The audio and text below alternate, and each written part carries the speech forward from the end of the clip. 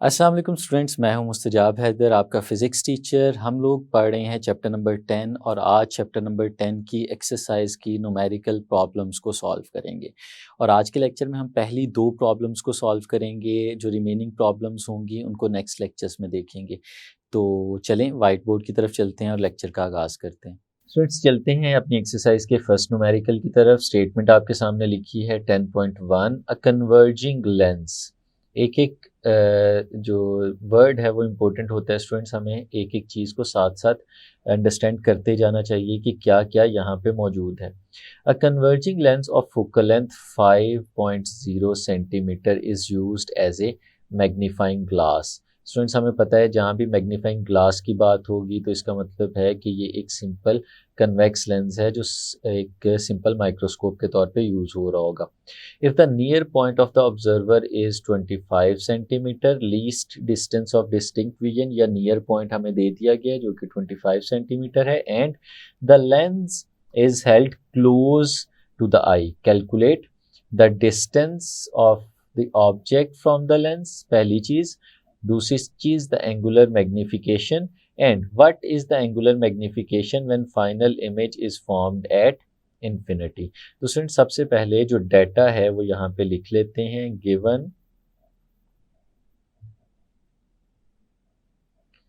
Given data जो यहाँ पे हमें दिया गया है वो हम लोग लिखते हैं। सबसे पहले जो स्टूडेंट्स हमें बताया गया है कि एक कन्वर्जिंग लेंस है, कन्वेक्स लेंस है और उसकी फोकल लेंथ हमें दे दी गई है जो कि 5 सेंटीमीटर है। तो स्टूडेंट्स हम लोग लिख लेते हैं। हमें पता है फोकल लेंथ को स्मॉल एफ के साथ रिप्रेजेंट करते हैं और वो 5.0 सेंटीमीटर है यहाँ पे इस केस में। और फिर least distance of distinct vision या नियर पॉइंट भी हमें बता दिया गया जिसे हम लोग स्मॉल डी के साथ रिप्रेजेंट करते हैं और इसकी वैल्यू है हमारे पास 25 सेंटीमीटर। ये दो चीज़ें हमें यहाँ पे गिवन है और जो फाइंड आउट करना है वो स्टूडेंट्स यहाँ पे हम लोग लिख लेते हैं। टू फाइंड, अब स्टूडेंट्स जो फाइंड आउट करने के लिए हमसे कहा जा रहा है वो क्या है। सबसे पहले कहा गया है कि फाइंड आउट क्या करें, the distance of the object from the lens. Object का डिस्टेंस, और स्टूडेंट्स हमें पता है कि जो ऑब्जेक्ट का डिस्टेंस है उसे स्मॉल p के साथ रिप्रेजेंट करते हैं। एक हमें ये फाइंड आउट करना है। दूसरी चीज़ जो हमें फाइंड आउट करने के लिए कही है वो है द एंगुलर मैग्निफिकेशन। हम इसे कैपिटल M के साथ रिप्रेजेंट करते हैं। ये मैग्निफिकेशन हमें फाइंड आउट करनी है। और फिर क्या कह रहा है, what is the angular magnification when the image is formed at infinity. Magnification फिर से फाइंड आउट करनी है, लेकिन ये उस वक्त करनी है जब हमारा इमेज इन्फिनिटी पे बन रहा होगा, इसलिए इस मैग्निफिकेशन के साथ मैंने यहाँ पे इन्फिनिटी का साइन लगा दिया इसके सबस्क्रिप्ट में, यानी ये उस वक्त है जब हमारा इमेज इन्फिनिटी पे बन रहा होगा। तो स्टूडेंट्स कैलकुलेशंस की तरफ चलते हैं।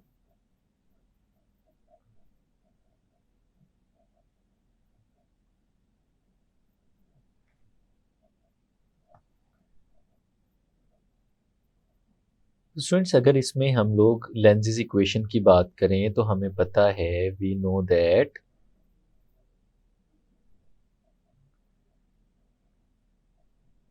दैट हम लोगों ने देखा हुआ है कि 1/f is equal to 1/p plus 1/q, ये इसके बराबर होता है। और स्टूडेंट्स ये कन्वर्जिंग लेंस है तो हमें पता है कि अगर हम इसकी डायग्राम को बनाने की कोशिश करें तो ये अगर स्टूडेंट्स हमारे पास यहाँ पे अगर एक प्रिंसिपल एक्सिस हो तो इसके ऊपर यहाँ पे लेट्स सपोज हमारे पास एक लेंस कुछ इस तरह से मौजूद है और इस लेंस के सेंटर को हम एक डॉटेड लाइन के साथ रिप्रेजेंट कर लेते हैं। लेट्स सपोज ये जो हमारे पास लेंस है ये इसकी प्रिंसिपल फोकस को रिप्रेजेंट कर रहे हैं, दो पॉइंट्स। और फिर हमारे पास अगर कोई ऑब्जेक्ट है, हमने उसका इमेज बनाना है तो उसको हमने लेंस के बहुत ज़्यादा करीब रखा हुआ है और हम इसको यहाँ पे अगर प्लेस करते हैं, क्योंकि ये एक सिंपल माइक्रोस्कोप की बात हो रही है, तो इसका इमेज कुछ इस तरह से बनता है कि हम दो रेज ऑफ लाइट लेते हैं। एक रे ऑफ लाइट कुछ इस तरह से जो पैरेलल टू प्रिंसिपल एक्सिस जाएगी, लेंस के सेंटर से वो डेविएट करते हुए ऑप्टिक प्रिंसिपल फोकस में से पास करेगी और आगे की तरफ चली जाएगी। और फिर हम एक और रे ऑफ लाइट लेते हैं जो ऑप्टिकल सेंटर में से पास करती है और आगे की तरफ चली जाती है। स्टूडेंट्स हम लोग ये देख रहे हैं दोनों रेस जो हैं ये एक दूसरे से दूर जा रही हैं, इसका मतलब है ये इंटरसेक्ट नहीं करेंगी, लेकिन अगर हमने इनको प्रोट्रूड कराया पीछे की तरफ, इनके पाथ को बिल्कुल उसी तरह से एक्सटेंड करा के आगे की तरफ ले गए और जिस जगह पे ये दोनों रेज मिलेंगी उस जगह पे ये इमेज बना देंगी। ये स्टूडेंट्स हमारे पास यहाँ पे बनेगा इमेज। और स्टूडेंट्स अगर फिर हम इसको लेबल करें तो हमें पता है कि ये जो ऑब्जेक्ट था, ऑब्जेक्ट का हमारे लेंस से जो डिस्टेंस होता है इसे हम लोग रिप्रेजेंट करते होते हैं पी के साथ। और फिर जो हमारा इमेज बना है इस इमेज के हमारे लेंस के साथ जो डिस्टेंस होता है इसे हम लोग रिप्रेजेंट करते होते हैं क्यू के साथ। और स्टूडेंट्स याद रखना है कि इस केस में जो ये क्यू है ये हमारे लीस्ट डिस्टेंस पे बनता है, ये least distance of distinct vision या नियर पॉइंट पे बन रहा होता है। और फिर स्टूडेंट्स एक और चीज़ भी हमें पता है कि अगर इस तरह से हमारे पास इमेज बने जो कि एक वर्चुअल इमेज है, यानी जिस लेंस की जिस डायरेक्शन में हमारे पास ऑब्जेक्ट पड़ा हुआ है अगर इमेज भी उसी डायरेक्शन में बन जाए तो ये एक वर्चुअल इमेज बनता है। और हमें पता है फॉर वर्चुअल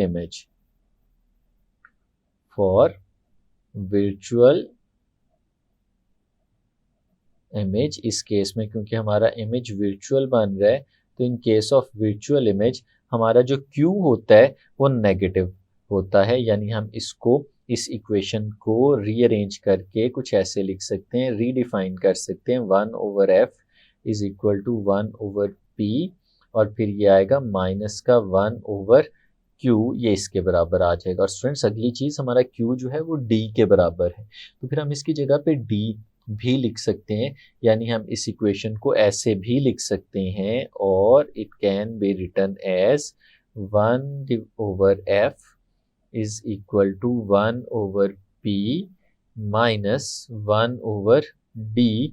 ये कुछ इस तरह का रिलेशन हमारे पास बन जाएगा। और स्टूडेंट्स यहाँ पे जो हम लोगों ने फाइंड आउट करना है इस केस में वो p है, तो हम इसको फिर सॉल्व कर लेते हैं फॉर p, यानी p को एक तरफ रहने देंगे और बाकी सबको दूसरी तरफ ले जाएंगे। तो ये 1/p हमारे पास कुछ इस तरह से आ जाएगा 1/f प्लस 1/d, हम कुछ इस तरह से लिख लेंगे। और फिर अगर फर्दर इसे हम लोग सॉल्व करना चाहें तो हम इसमें वैल्यू सब्सटीट्यूट कर देते हैं और जो वैल्यूज़ हैं वो हमें पता है 1/p स्टूडेंट्स ये बराबर आएगा 1/f और f की वैल्यू जो है हमारे पास वो है 5 सेंटीमीटर, हम सब्सटीट्यूट कर देते हैं प्लस d और d की वैल्यू जो है हमारे पास वो है 25।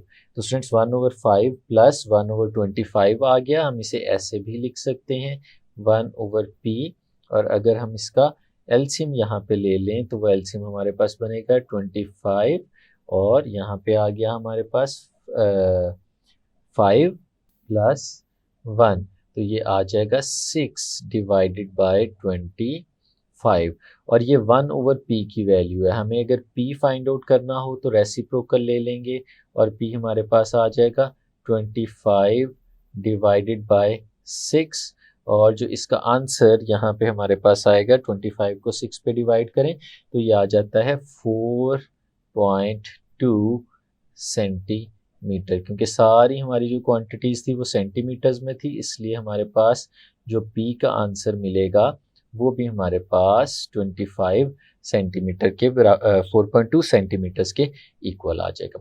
तो स्टूडेंट्स ये तो था हमारा पहला हिस्सा जिसमें हमने p की वैल्यू फाइंड आउट कर ली।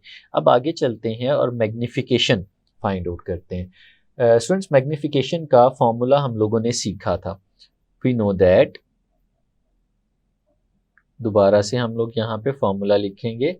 वी नो दैट जो मैग्नीफिकेशन है हमारे पास जिसे m के साथ रिप्रेजेंट किया जाता है, इस केस में ये हमारे पास एक सिंपल माइक्रोस्कोप बनी है तो हमने इसका फॉर्मूला ड्राइव किया था, हमें याद होना चाहिए वो इक्वल होता है 1+d डिवाइडेड बाय f। तो स्टूडेंट्स ये सारी वैल्यूज़ तो हमारे पास मौजूद हैं, हम इस फॉर्मूले के अंदर उन वैल्यूज़ को सब्सटीट्यूट कर देते हैं तो कुछ ऐसे आएगा 1+d और d की वैल्यू है हमारे पास 25 और एफ हमारे पास है 5। तो ये कुछ ऐसे बनेगा हमारे पास 1 प्लस 5, 25 को 5 पे डिवाइड करेंगे तो ये हमारे पास आंसर आ जाएगा 6। तो हमारे पास जो मैग्नीफिकेशन यहाँ पे हमें मिल गई वो है 6, यानी हमारा जो इमेज बन रहा है वो 6 टाइम्स enlarged है as compare to the size of object. तो ये था स्टूडेंट सेकंड पार्ट। अब जो थर्ड चीज़ है वो बड़ी इंटरेस्टिंग है कि हमसे कहा गया है कि what is the angular magnification when the final image is formed at infinity। अगर फाइनल इमेज इन्फिनिटी पे बन रहा है तो उस वक्त हमें मैग्निफिकेशन बतानी है। स्टूडेंट्स ये तो हम उस वक्त बता सकेंगे जब हमें पता चले क्या कि फाइनल इमेज इन्फिनिटी पे बनता किस वक्त है। तो स्टूडेंट्स ये हमें पता होना चाहिए कि हमारा फाइनल इमेज इन्फिनिटी पे उस वक्त बनता है जिस वक्त जिस ऑब्जेक्ट का आप इमेज बनाने जा रहे हैं वो ऑब्जेक्ट एग्जैक्टली पड़ा हुआ हो प्रिंसिपल फोकस के ऊपर। यानी ये जो हमारे पास यहाँ पे ऑब्जेक्ट था, अगर ये ऑब्जेक्ट एग्जैक्टली प्रिंसिपल फोकस के ऊपर प्लेस कर दिया जाए, इसको हम मूव करा के यहाँ पे ले आए, उस वक्त जो इसका इमेज बनेगा वो इन्फिनिटी के ऊपर जाके बनेगा। यानी जो P है हमारे पास, अगर वो P फोकल लेंथ के इक्वल हो, यानी वो आपका ऑब्जेक्ट जो है वो फोकल लेंथ के ऊपर पड़ा हो तो हमारा इमेज इन्फिनिटी पे बनता है। तो हम ये चीज यहाँ पे लिख सकते हैं, the image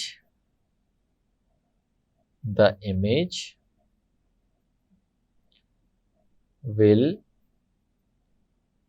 form at infinity when P is equal to F। ये उस वक्त हमारा इमेज जो है वो इन्फिनिटी पे बनेगा जब ये वाला मामला हो। तो स्टूडेंट्स फिर हम मैग्निफिकेशन का फॉर्मूला लिख सकते हैं। मैग्निफिकेशन हमें पता है कि मैग्निफिकेशन बेसिकली किसके इक्वल होती है, मैग्निफिकेशन इक्वल होती है size of image to the size of object या distance of image to the distance of object. और इस केस में हम ये जो P है इसकी जगह F भी लिख सकते हैं। तो हमारे पास कुछ ऐसे आ जाएगा, जो हमारा Q है वो D के बराबर है, क्योंकि हमें पता है जो हमारा इमेज जो है वो जो Q है उसकी वैल्यू हम लोगों ने इस्टेब्लिश की थी D के बराबर, और जो P है ये हमारे पास है F के बराबर। तो ये हमारे पास कुछ इस तरह की चीज़ बन जाएगी। तो अगर इन दोनों चीज़ों को देखें तो ये दोनों चीज़ें नाउन है, D की वैल्यू भी पता है, F की वैल्यू भी पता है। तो D की वैल्यू स्टूडेंट्स हम लोग यहाँ पे सब्सटीट्यूट करते हैं 25, और जो F है उसकी वैल्यू है हमारे पास यहाँ पे 5। तो 25 डिवाइडेड बाय 5 हमारे पास आंसर आ जाएगा 5। तो इस केस में जो हमारे पास मैग्निफिकेशन बन जाती है वो मैग्निफिकेशन आ जाती है 5। यानी अगर हम अपने ऑब्जेक्ट को प्रिंसिपल फोकस के ऊपर प्लेस कर दें तो इमेज इन्फिनिटी पे जो बन रहा होता है वो 5 टाइम्स इनलार्ज्ड होता है, उसकी मैग्निफिकेशन 5 होती है। Second numerical of exercise 10.2, a telescope objective has a focal length of 96 centimeter and a diameter of 12 centimeter. Calculate the focal length and minimum diameter of a simple eyepiece lens for use with the telescope if the linear magnification required is 24 times and all the light transmitted by the objective from a distance point on the telescope axis is to fall on the eyepiece। तो student सबसे पहले जो data हमें चाहिए वो यहाँ पे लिख लेते हैं। जो गिवन है, गिवन डेटा, बात हो रही है एक टेलीस्कोप की। तो स्टूडेंट सारे फॉर्मूले जो टेलीस्कोप से रिलेटेड हैं वो हमारे जहन में आ जाने चाहिए। अ टेलीस्कोप ऑब्जेक्टिव लेंस, टेलीस्कोप के ऑब्जेक्टिव लेंस की जो फोकल लेंथ है, तो हम लोग यहाँ पे फोकल लेंथ सबसे पहले लिख लेते हैं ऑब्जेक्टिव की, और ऑब्जेक्टिव की है तो हम FO के साथ रिप्रेजेंट कर रहे हैं जो कि है 96 सेंटीमीटर। सेकंड चीज़ जो है वो डायामीटर है, ऑब्जेक्टिव का डायामीटर भी गिवन है जिसे हम लोग D नॉट के साथ रिप्रेजेंट कर देते हैं, डी ओ के साथ रिप्रेजेंट कर देते हैं, जो कि है 12 सेंटीमीटर। ये दो चीज़ें हमें यहाँ पे गिवन है। और उसके बाद बताया गया if the linear magnification required is 24 times. जो मैग्नीफिकेशन हमें करनी है उस मैग्नीफिकेशन को 24 टाइम्स कहा गया है। हम उसे कैपिटल एम के साथ रिप्रेजेंट कर रहे हैं। अब क्या फाइंड आउट करना है वो यहाँ पे हम लोग लिख लेते हैं।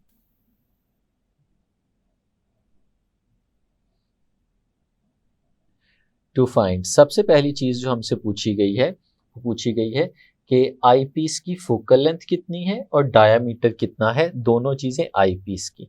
Focal length of eyepiece जिसको हम एफ ई के साथ रिप्रेजेंट करेंगे, और दूसरी चीज़ डायामीटर ऑफ आई पीस जिसे डी ई के साथ रिप्रेजेंट करेंगे। ये दो चीज़ें हमें फाइंड आउट करनी है। तो स्टूडेंट्स क्वेश्चन बहुत सिंपल है, हमें इसको सिर्फ अंडरस्टैंड करना है और हम लोग बहुत आसानी से सॉल्व कर सकते हैं।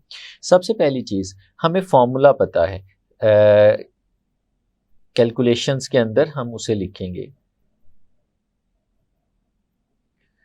हम जानते हैं कि अगर हम लोग एक टेलीस्कोप की बात करें तो उसकी मैग्नीफिकेशन का फॉर्मूला क्या होता है। We know that for a telescope magnification जो है वो रेशो होती है हमारे पास दो क्वांटिटीज़ की, एफ ओ और एफ ई की।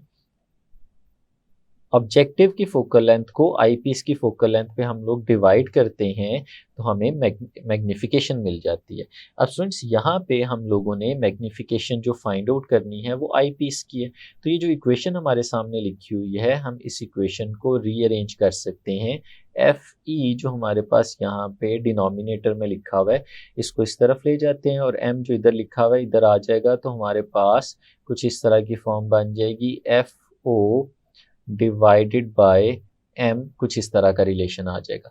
अब स्टूडेंट्स इसमें हमें इन दोनों वैल्यूज़ का पता है तो हम इन्हें सब्सटीट्यूट कर देते हैं।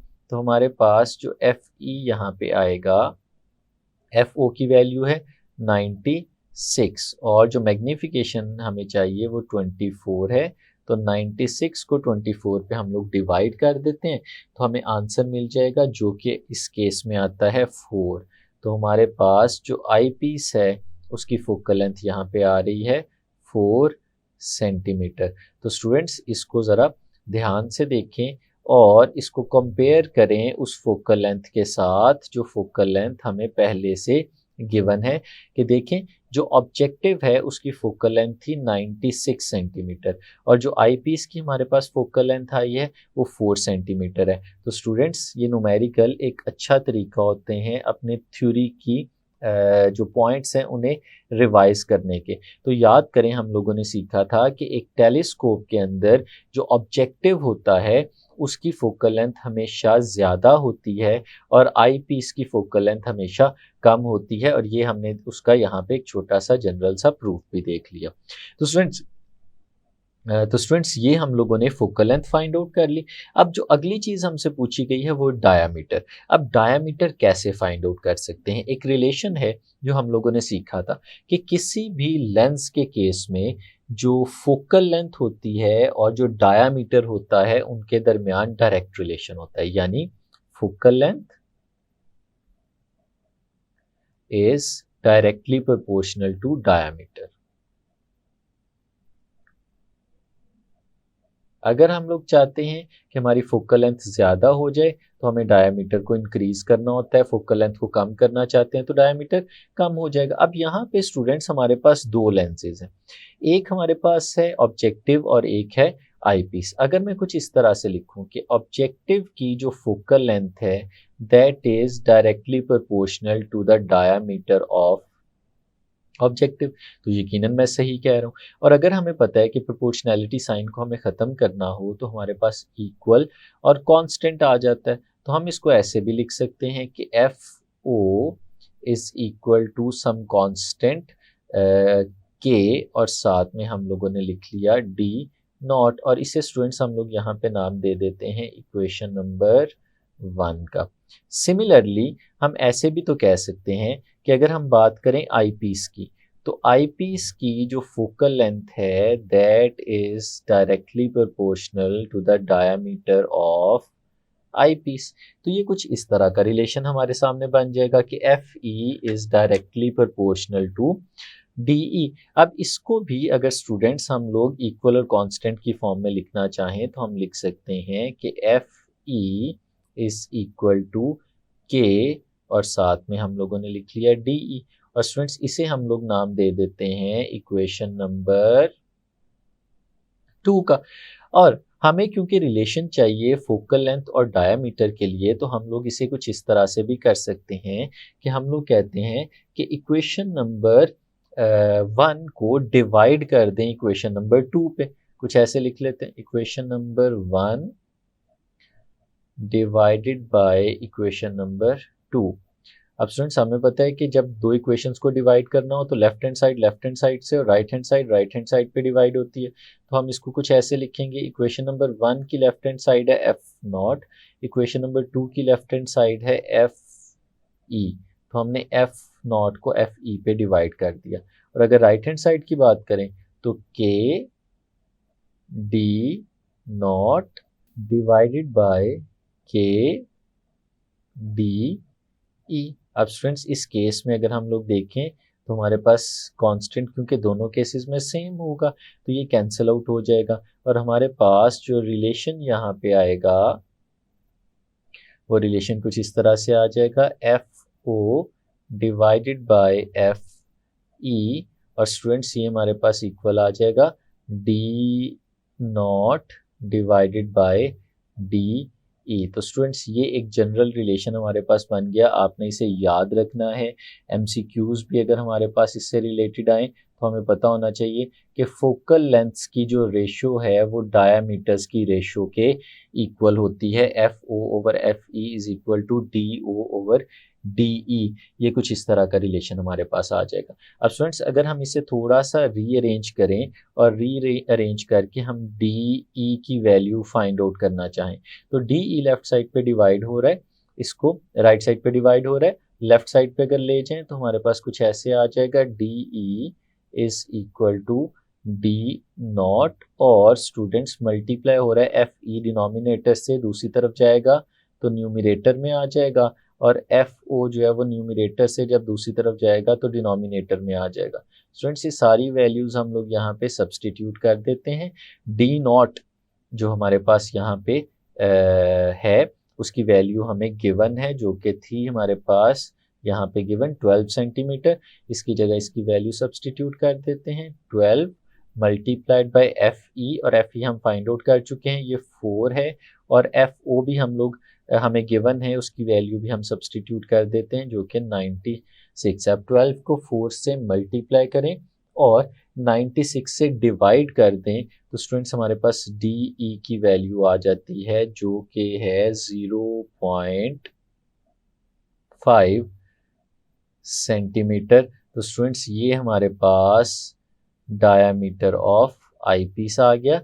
यानी इस केस में टेलीस्कोप के केस में जो हमें डायामीटर है वो 0.5 सेंटीमीटर के बराबर है। तो स्टूडेंट्स इसको भी आप देख सकते हैं कि हमारे ऑब्जेक्टिव की जो फोकल लेंथ थी वो 4 सेंटीमीटर थी, डायामीटर 0.5 सेंटीमीटर आया। और जो हमारे पास ऑब्जेक्टिव था उसकी फोकल लेंथ जो थी वो 96 सेंटीमीटर थी, उसका डाया 12 सेंटीमीटर था। तो डाया जितना ज़्यादा उतनी ज़्यादा फोकल लेंथ भी हमें मिल रही है। तो स्टूडेंट्स ये था हमारा आज का लेक्चर जिसमें हम लोगों ने पहली 2 न्यूमेरिकल प्रॉब्लम्स को सॉल्व किया। उम्मीद है आपको अच्छे से समझ आई होगी। रिमेनिंग प्रॉब्लम्स हम नेक्स्ट लेक्चर में डिस्कस करेंगे। तब तक के लिए इजाज़त दीजिए। अल्लाह हाफिज़।